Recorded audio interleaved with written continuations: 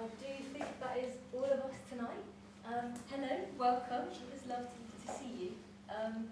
So I wanted to just start off the session so we're all on the same page. I thought we'd go over our group agreement that we do every week. Confidentiality first. I thought if we can all make sure that everything that stays in the group tonight, says in the group tonight, stays in the group, and I think that might help us be a bit more free to be open. And let's just see what conversations happen. I don't know if any of you remember, but there's also a little breakout space. If anything gets too much tonight, through in the studio, feel free to use it if and when you need. Just let me know. Apart from that, let's just see what happens. I thought maybe it would be good to introduce each other, see where we're all at. So I thought if we could go through name, pronouns, maybe what you do, and then I thought an animal that best describes you and why. I'll go first, so you can all have a bit of time to think. Is that all right? So I'm Ollie, I'm non-binary, they, them, and I'm the facilitator here tonight. Animal, we'll probably go for maybe a fox, because they're always up at night and they can jump high. Let's go with that. Who wants to go next? Should we start here? Yeah. I'm Portia, she, her. I'm seen as just the wife of Brutus, but the animal I describe myself as a phoenix. Because when you think I'm down and out, I'm really just coming back stronger. Love that. Should we keep going in a circle? Sure, I'm Carlos. I would say my spirit animal is not just any snake. There's one snake in particular who died from eating a 5-foot alligator. Because he takes on anything, even if it kills him. He tried his best. And he tried his best. He has a bad reputation. I can relate to that, you know what I mean? Sorry, my name's Rowan.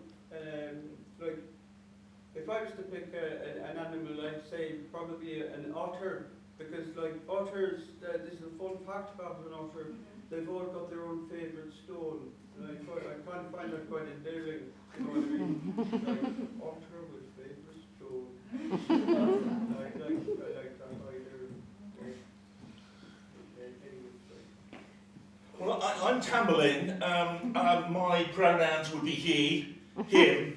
and the great. Of course. And I suppose my animal would be a raging rhinoceros. The power, Indeed. amazing. Yes, Thank you. power, yes.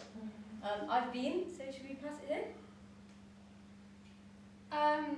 My name is Sophie. My pronouns are she, her, and my animal would be a pigeon, like a dove, but the ugly version.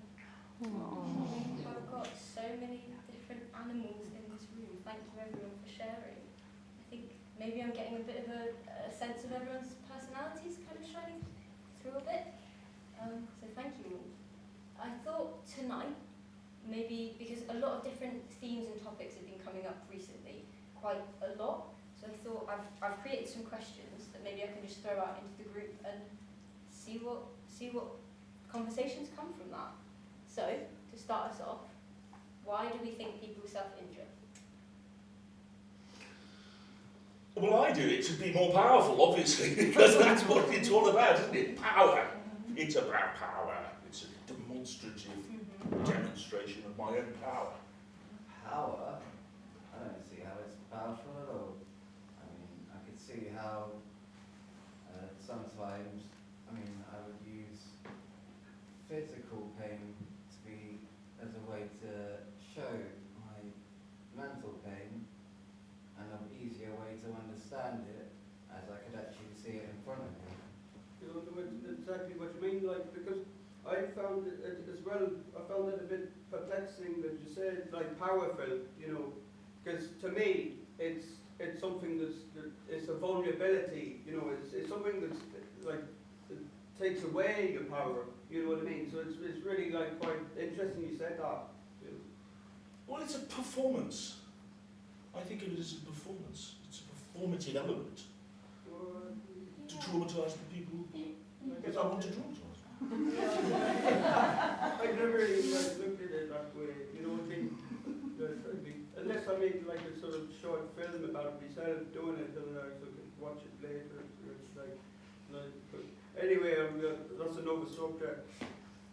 Well, I wouldn't use it to traumatise people, but I think it does show my strength, and I think it proved what I could endure.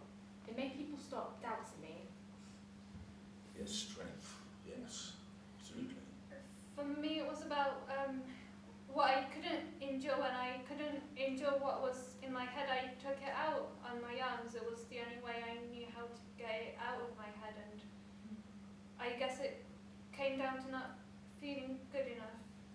Do you know where that might come from? I don't know, maybe social media? Social media. It's basically, it's like socialising, but with the internet. You know, Socialising. yeah, basically you use your laptop instead of like actually seeing people. So like basically it's the opposite of socialising. God, it sounds dreadful. Oh, it is. Why would anybody think that's a good idea? That's a ridiculous thing. I can't believe we would have such a thing. What is this progress? This is absurd. Now you say that Scott. I'm not able to my Facebook on your phone because I need to delete my account. I mean, it sounds like social media isn't good for some people. I've seen a lot of people posting all these cat scratches that they get and trying to get attention from them as if anything to be concerned about.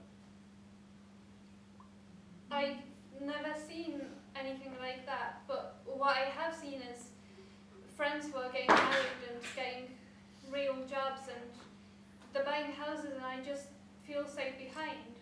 I mean, I do think this is a good point to remember that social media is where people usually post the best of their lives. Yeah, I suppose like you're right there because you can create your own character. You edit out the bits you don't like about yourself, and then put bits of like maybe you can like sort of say this is what I done last week. Apart from on Wednesday when I looked like Stone Cold Steve Austin for some reason. You can just change it all about, can't you? Not that I've done that. So how are you supposed to know what people are really thinking and feeling? I mean, it's just absurd. So I suppose you don't. The only thing you know is like what curry they've made that night. They haven't even made it yet. It's just a picture of the ingredient. It does actually relate to one of the questions that have come up recently of, like, do we think that self-harm is a modern day issue, and is it kind of spurred on by social media? Yes. No. I don't know. I think like it's only like perceived as like a modern day issue because like it's more talked about now. Like if you don't mind me saying, I might be wrong, but if you get my meaning, like 1,000 years ago, like when like in your time, like people like just swept it all under the rug, and it was sort of like, oh, don't talk about like self-harm, and that's like a taboo. But at the moment, it's like self-harm. I know about that. I've got a wristband that says I know what self-harm is. So it's a little bit more like spoken about, and I think that's But it's always been a thing. I mean, it's just like it's now in like the Metro newspaper. Like, self-harmed yesterday, and he got an award. Best self-harmer on Facebook. Well, in my day, we just fought to survive, and we were fighting to survive. That's what life was about. We didn't have all this jargon, terminology. It's extraordinary. But it's a bit quicker, I suppose. You know what I mean? Like you can sort of just say what you mean in like one word. Like, you know what I mean? It's instant. Oh, that's the biggest problem. Like, you know, you can't take it back after that. Then you'll say it. You know. Where's the nuance? Where's the subtlety? I think it is a good point that we don't really know that much about how it was back in the day. Did anyone have an experience of learning about it? Well, at university we never discussed self-harm. And I studied history and it just wasn't mentioned at all. I didn't think people ever did it. I think you need better history teachers. Yes. Roger, it sounds like you might have a bit more to say on this. Would you like to share why you're here tonight? I'd be pleased to. My story is a story of great dedication and honour. My self-inflicted pain is not something I'm ashamed of, for it brought me what I desired. In 1st century BC, women are seen as nothing but passive and submissive wives. But I was different. I was the daughter of the great Cato, a woman Lord Brutus was proud to take as a wife. Though he didn't seem to trust in me. We were supposed to be a team. I thought husband and wife were supposed to share everything together. But he was talking in secret, hiding things from me. He wouldn't let me in. I felt so looked down on, so unimportant. Even though we were married, that didn't mean he confided in me. I was supposed to just know my place. But I was smarter than I believed. Smarter than my husband believed. You see, I understood the political climate and my husband's role in it. And increasingly, I became aware of his involvement in the conspiracy against Caesar. I was also the one to see the doubts he was having about it. But still he would not confide in me. Still he saw me as just a woman, someone to just be quiet and submit to him. So, I spoke in the only language these brave men seemed to understand. I took a sharp knife to my thigh and let that do the talking. I bore this pain quietly, but shared the wound proudly. In this act, I showed my brave determination and my unwavering devotion to my husband and his cause. I proved my strength and my worthiness in this act of self-injury. He couldn't deny that anymore. Actions speak louder than words. My words of encouragement and support could never truly get through to him. My action to inflict physical pain on myself told him everything he needed to know about me. My identity, it wasn't enough. The fact that I was born and raised from such a strong father wasn't enough to prove my worthiness. My wound finally made him see me in a different light. It finally got his attention. At last, he could see what I was capable of enduring. In modern times, it seems that attention seeking is viewed as a bad thing. But I would have been left silently in the dark had I not fought for the recognition I deserved. Despite my fears and concerns, despite the danger I was put in, my support for my husband always remained strong. I'm glad I harmed myself. It meant that Brutus could never doubt me again. He could never doubt my loyalty. He knew that I could be trusted. If I had to, I'd do it all again. My self-harm showed my strength, not my weakness. Portia, thank you so much for sharing. That was really brave of you, really strong. Well, I never really thought of women strong. Soldiers, warriors, strong. I suppose women, yes, be strong. Did it all for your husband's attention? No, I did it to prove myself, to save myself and my husband. I don't see any shame in that. What did you do it for? Power! I mean, just about power. I did it to make myself more powerful. But for whom though? For me. What? So it feels like maybe, some people are feeling a sense of shame, but that really doesn't feel like that's there. No shame. No. My husband, he never shamed me for my self-harm. He saw it as a noble act. But shame, I guess it's shame that led me to it, because I didn't feel good enough for him. No matter what I did, I couldn't prove myself. I think it is noble, like you've had that spirit in you, that power, the strength there, to say like, look, I can't do this. Even like the worst of torment, I can still get through the pain and the suffering, and like I'm a strong person, so it is noble to me. Yeah.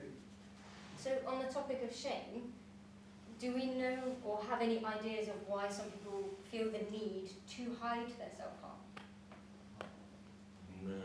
I've always, I've had to cover my scars with long t-shirts to not get bullied or to worry my family. I suppose there'd be a few reasons why, well, a lot of reasons why people would self-harm. But some, I'd say, would be conscious and some wouldn't be. Some, it's like you want to rip a part out of you and you'd be prepared to die to get it out of you. Whereas other times, you'd feel as though you'd end up in a puddle of blood before even realising the consequences of it all. Thank you so much for sharing. Sophie, did you have anything you wanted to add? About shame. Well, I guess it comes from the fact that people don't really understand why we self-harm. It obviously goes against our natural instinct to look after ourselves, so unless you've been through it, it often just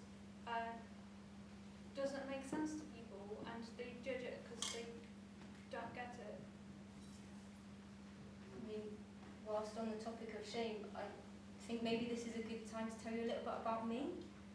I'd like to tell you all a story.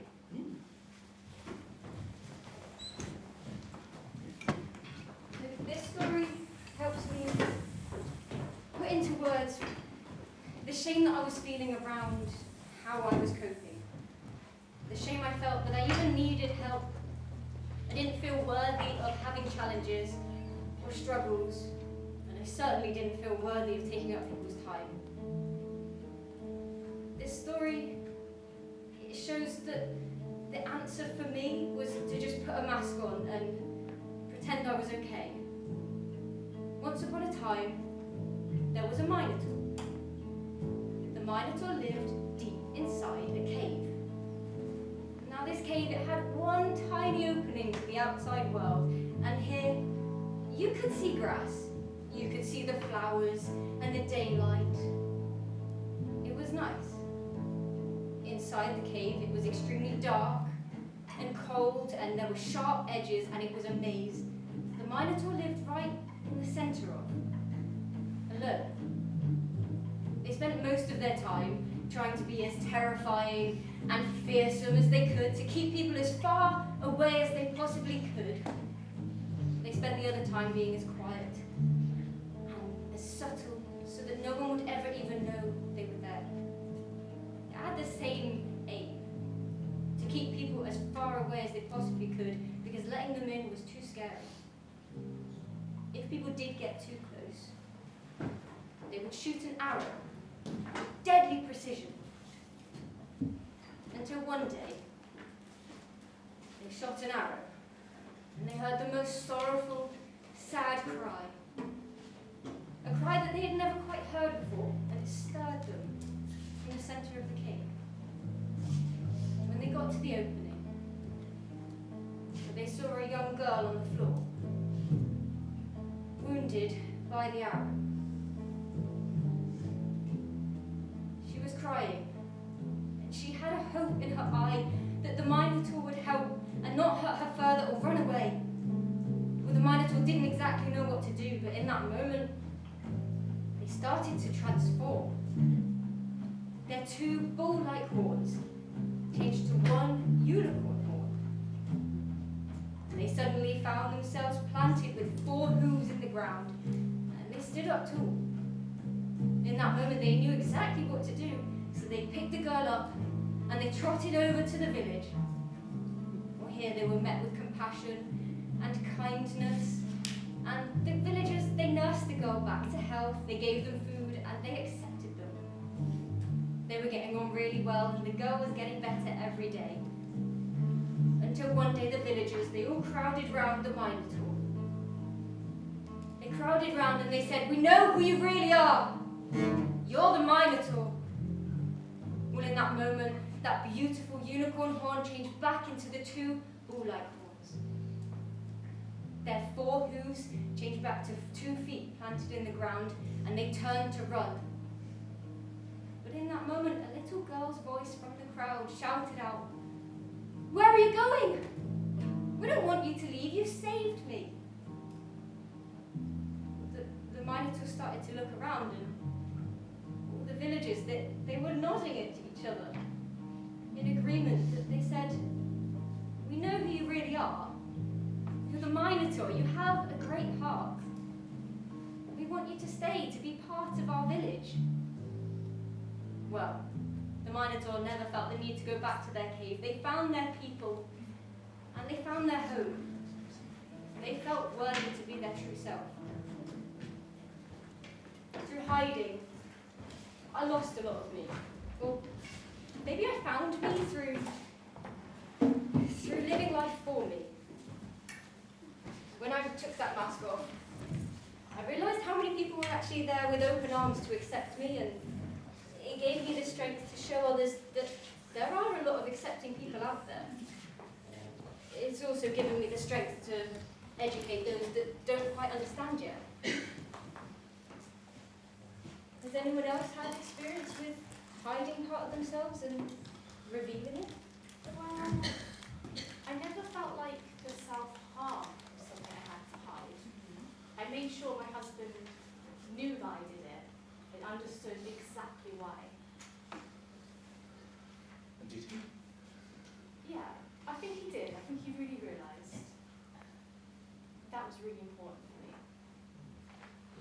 Did he so when he sort of like noticed this, did he say it as an empowering thing then, or was it something you still had to hide?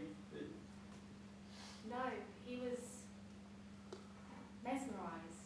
He was so happy to see just what I could do for him, just how committed to him I was. That seems like such a beautiful reaction to have had, and I know a lot of people are scared that that isn't the reaction they're going to have. And do we know where that comes from? Supposed to be all the shame or the stigma or everything Interesting point. it's seen as these days. Yeah. I mean, I suppose it can kind of go all the way back to like, you know, as you wee nipper, like growing up, like school days and that, you can get like bullied for like having a scar on your arm, or you can get bullied for like, you know, like just any sort of thing, and it can be like such a pressure point, you know what I mean? And sometimes like the people that bullying from broken homes themselves, so it can, you know what I mean? It's a bit of a stigma there. And when you sort of like look down on it and you put like some pinpoints on the timeline, like you can see where it stemmed from, you know what I mean? So it's like it can be rooted like from a young age. And I know that your time was maybe a bit more violent than today. Well, yes, I mean, it certainly was. I mean, you know, we were fighting to survive. It was a different age. It was an age of imperialism. You know, we were open about what was going on. We had to fight to survive. We didn't have time for all this. Exactly, and there was never any assumption that someone was mentally ill because they harmed themselves. If anything, it was seen as a physical problem, like one of your humours being imbalanced. Your humours? Have you not heard of the four humours?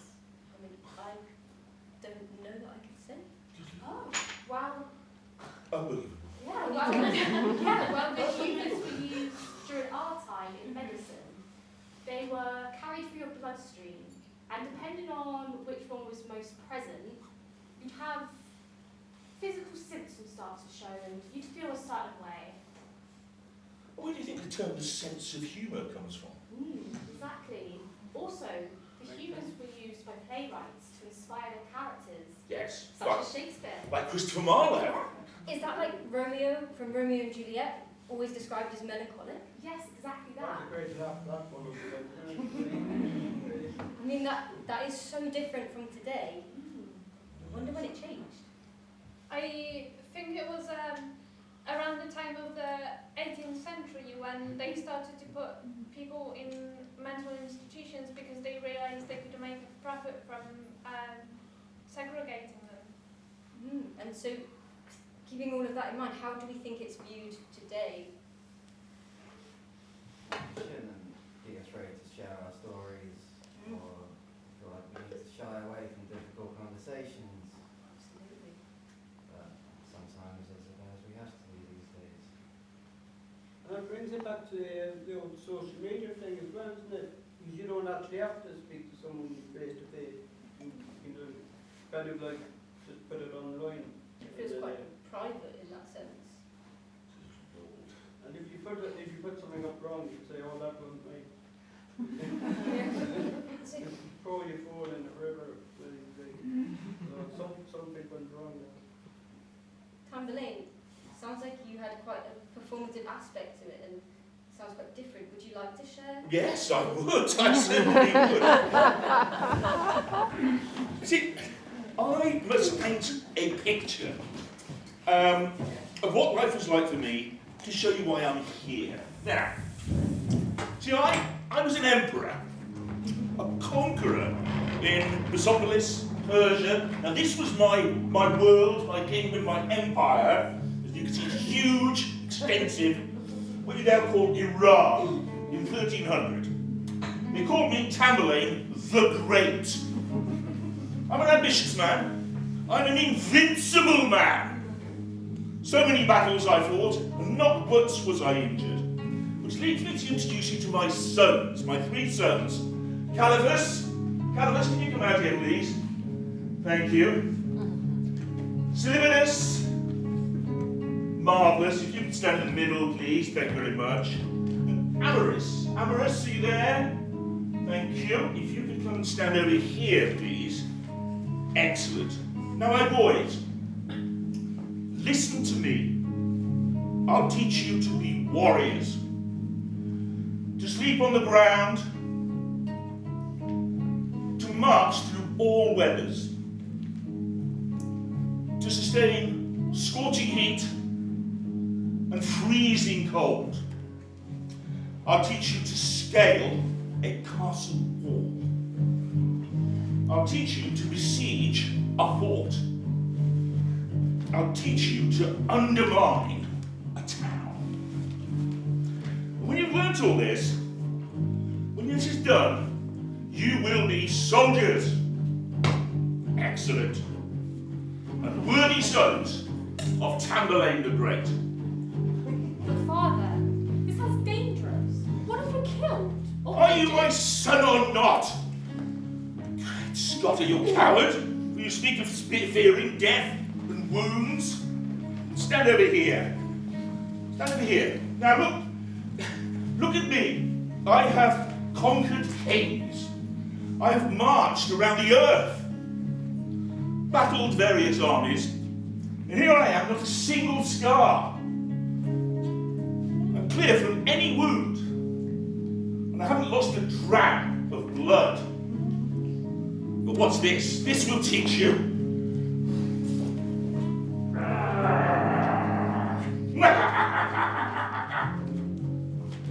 A wound.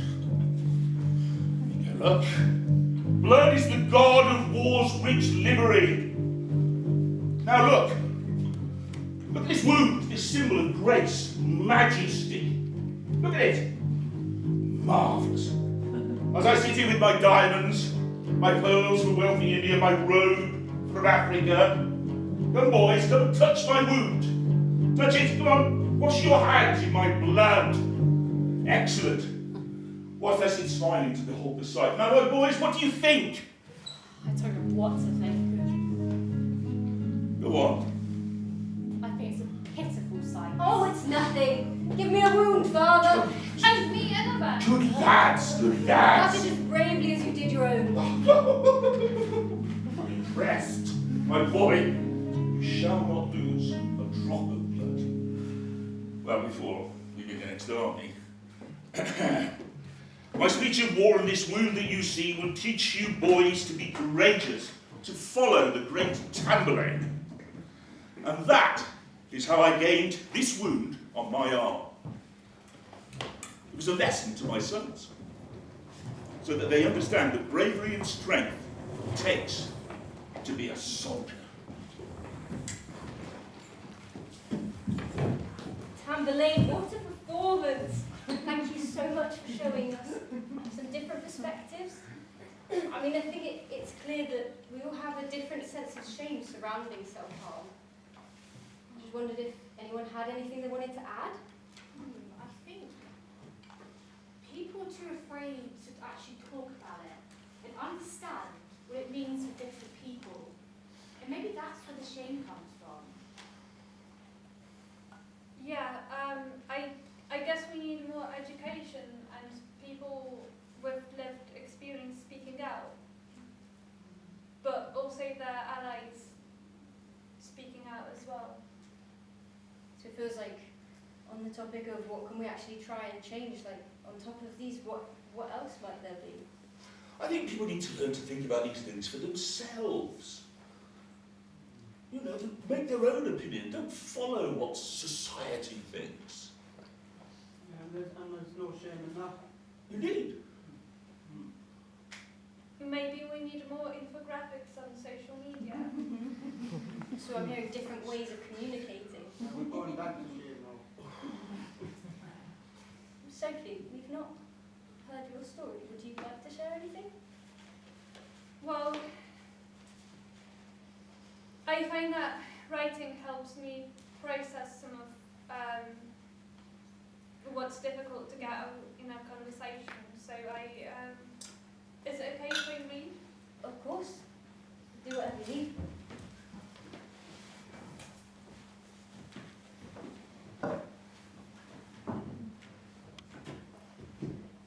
This poem is called Why I'm Quitting Self-Harm. Because I recognize my arm is not a cutting board, pieces of styrofoam, or a scrapbook of every time I couldn't bear to cope. No, my body is a temple of the all-holy ghost, and it's mine to care for. Because I know that God made my form intricately, and yet I'll punish myself for things that are fixed permanently, or just use it to breathe. Because what they don't teach you in your self-harm career is how often you'll feel like you're suffocating, your throat coated with tears, so you'll cut open slits to air yourself out. The blood is a river that makes its way around the bends of the flesh, and now your lungs fill up again until it's a full-blown, honest to heaven's actual addiction. I'm so used to being a flooded reservoir and a runaway car that speeds down the street, a liability. But I'm staking a claim on this holy place of worship, because I know I am worthy, because I am finally choosing me.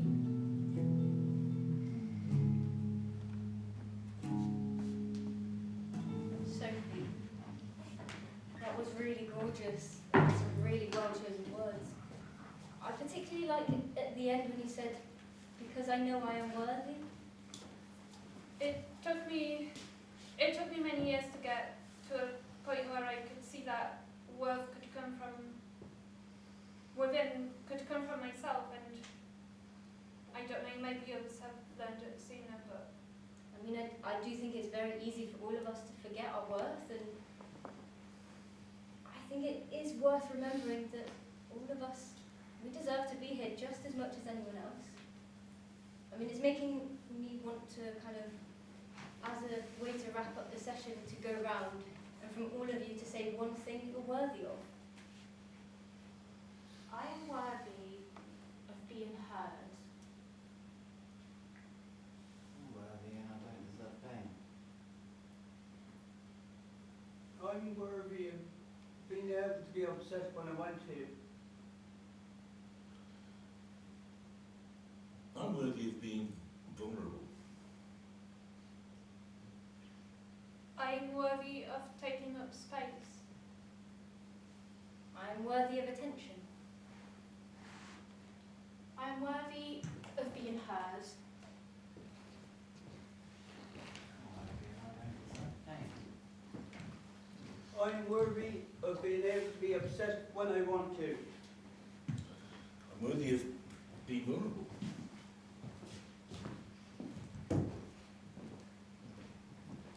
I'm worthy of taking up space.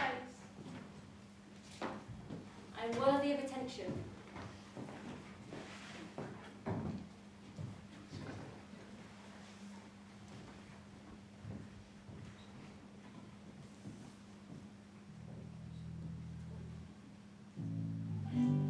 Yesterday I went outside with my mama's space to draw.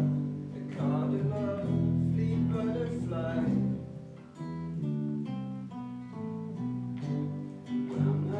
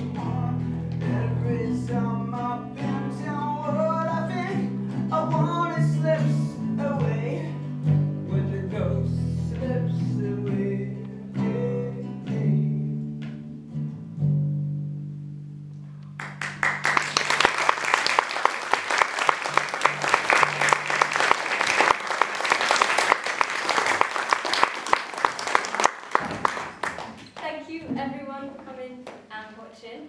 It's not over yet. I just wanted to pop in here to say that this performance that you've just watched is something that, as a group, we have all devised together. We've been looking at the research of the presentation of self-harm in the 16th and 17th centuries and kind of looking at how that might be different from today. And a big part of the project was putting out an online request for some written submissions from people in the public, from anywhere in the world, which was a really brilliant thing to see how many people have been affected by self-injury and using words to communicate. A lot of the pieces we've used lines of within the actual performance, but some of them are full pieces, and we would like just to be able to read them now as pieces. Some of them are also from our participants. Also, just to note, some of these are also in the art exhibition that we've put together in the studio through there, which has basically been a collection of looking at, again, the responses from the history and collective voices put together. So if you get a chance afterwards, the studio would be great to go to. Thank you.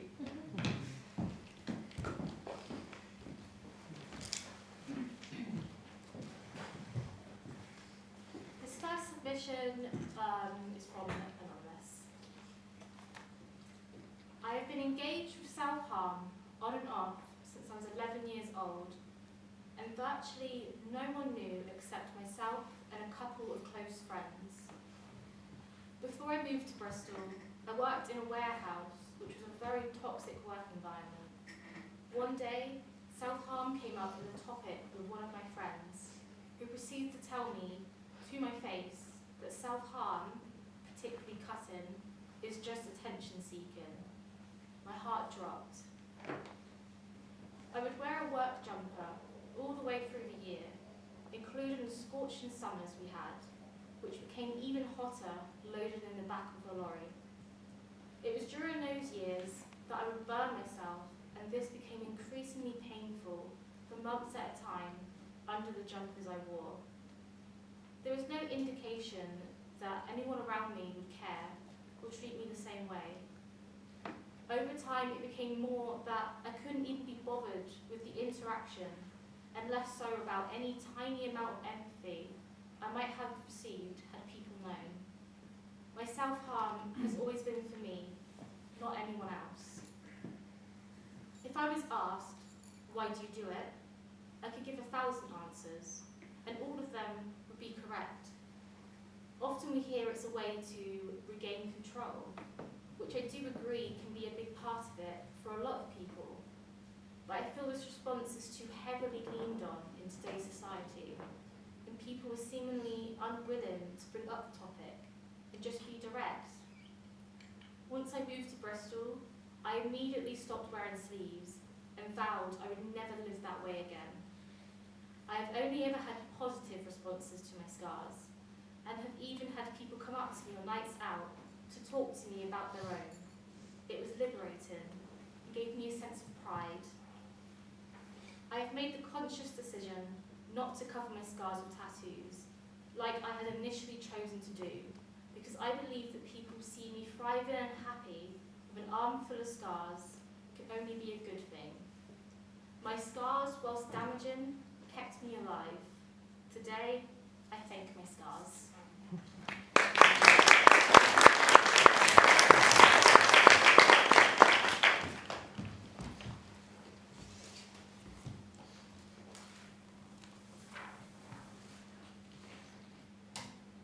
Hi, I'm Laura, I'm 37, and I've been self-harming for 5 years.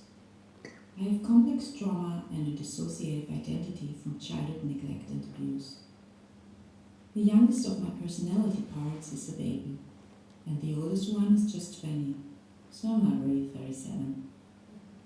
Everyone has personality parts, and I think when we don't understand why we self-harm, it's because we are disconnected from that part who does the self-harm. I think the universal cause for self-harm is trauma. We live in a traumatizing world, and everyone carries their wounds, but some people have more wounds and less or no love at all in their lives. And love creates resilience. As for the myth of self-harming to seek attention, First of all, why is that seen as a bad thing? What's wrong with wanting attention? We all need positive attention.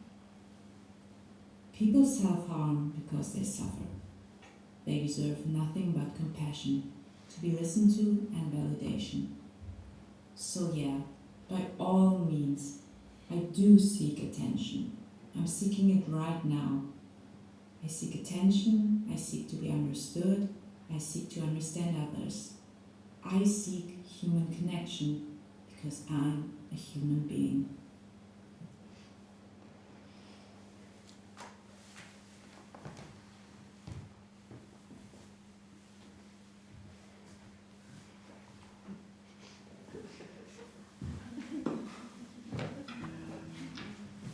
Hello, my name is Neilbug 4000. I am from the 41st century. I have been programmed to feel emotions and make logical decisions. I was created by a species so destructive that they have wiped out their entire population. The emotions I share with the humans cause me to consider self-destruction. Status: lonely. I have been fitted with a self-destruct button. The manual states this is to be used only in extreme circumstances as the consequences will be irreversible.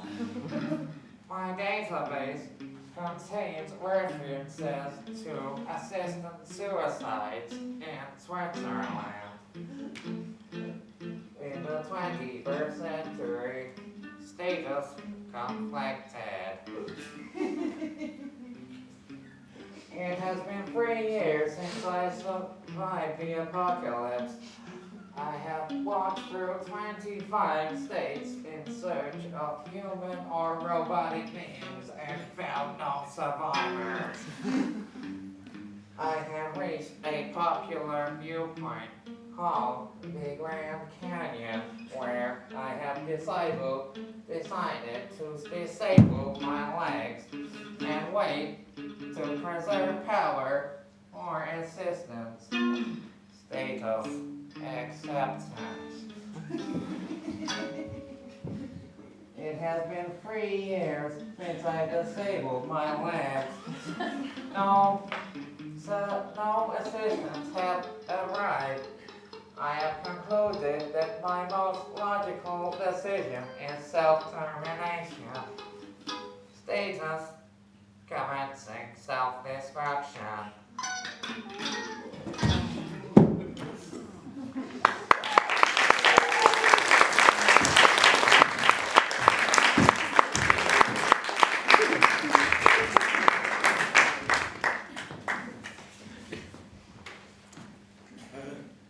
It's Just Me by Emily Nuttall.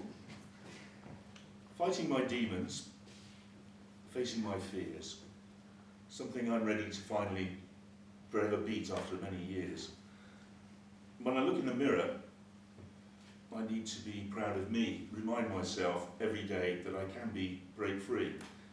Beauty and personality comes in many different ways, and it's important to remember that's okay. I'm only human.